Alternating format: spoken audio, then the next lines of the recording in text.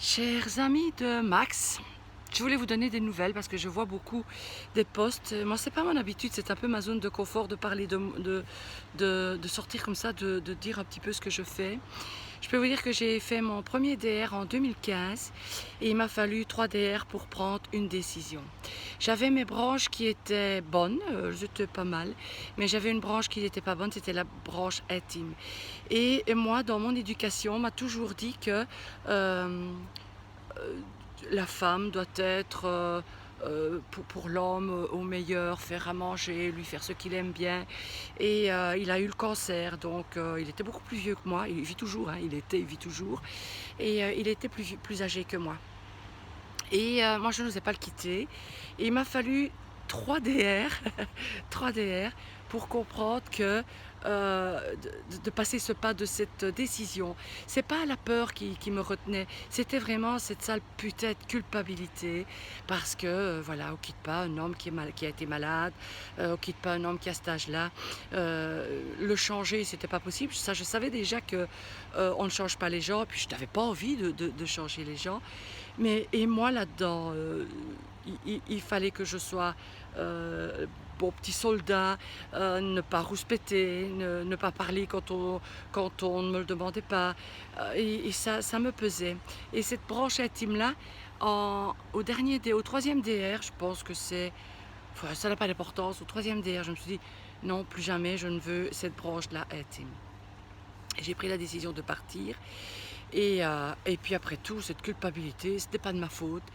Les hommes qui veulent toujours prendre des plus jeunes femmes, je ne dis pas qu'ils sont tous comme ça, mais les hommes qui veulent prendre une femme de 10, 15, 20 ans plus jeune qu'eux, eh ben, elle vieillit aussi. Et lorsque vous, messieurs, vous attrapez 80 ans et qu'il y a 20 ans de différence, ben, la femme de 60 ans, elle est toujours en pleine vitalité. En tout cas, moi, je suis en pleine vitalité. Vous voyez, je viens d'aller marcher et ici...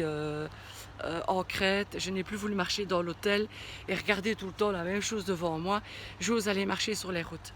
Et donc cette culpabilité-là, on ne quitte pas monsieur âgé, on ne quitte pas si. Et moi, ma vie, elle était quoi?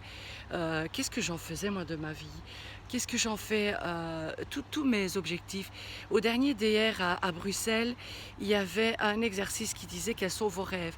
Eh bien, moi, j'ai un rêve, un rêve qui dépasse vraiment tous les autres rêves. C'est d'avoir assez de temps pour réaliser tous les autres rêves. Parce que j'ai un cahier de rêves et je crois qu'avant j'étais à 94 rêves. Bien sûr, il y en a qui sont réalisés, mais j'en ajoute tout le temps des rêves. Alors, un rêve, c'est d'avoir assez de temps pour réaliser tous mes rêves. Et je m'y attelle puisque je fais de la marche. Je fais de la marche rapide. Bien sûr, on exagère un peu ici en vacances, mais voilà. Et je voulais vous dire à tous ceux qui ont un peu de peine à réaliser leur objectif, continuez, continuez et continuez. Il arrive un jour où on prend cette putain de décision-là et où la culpabilité, on la met dans sa poche et on vit ses rêves et on vit enfin qui on est, qui on veut être et on vit pour soi. Oui, je fais de mal à personne, je vis pour moi. Alors voilà, chers amis, si ça peut vous aider, ne croyez pas qu'on change comme ça d'un claquement de doigts. Moi, en tout cas, ça n'a pas été vrai. Et voilà, je vis la vie de mes rêves et encore plein de choses à vivre.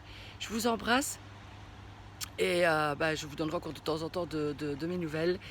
Et à bientôt en tout cas. Et profitez de vous et soyez la meilleure version de vous-même. En tout cas, sur le mur de Max, vous allez y arriver. À bientôt. Moi, je vous embrasse.